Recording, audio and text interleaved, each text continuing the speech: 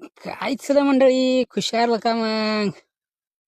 आपण चलो मस्तपैकी गुड्ड्या महादेवाला. आपण गुड्ड्या महादेवाला आलो बघा. गुड्ड्या महादेवाचं थंडगार वातावरण बघा. आता उन्हाळ्याचं कसं थंडगार वातावरण पाहिजे माहिती आहे का. मस्तपैकी आपला कॅमेरा बाहेर काढला, त्याचं कॅप पुसून घेतलं, रापचिकपणे कॅप लावला व जबरदस्तपणे पुसलं. मग त्याला फ्लॅश लावला. फ्लॅश कशासाठी, तर फोटो क्लिअरिटी छान येण्यासाठी.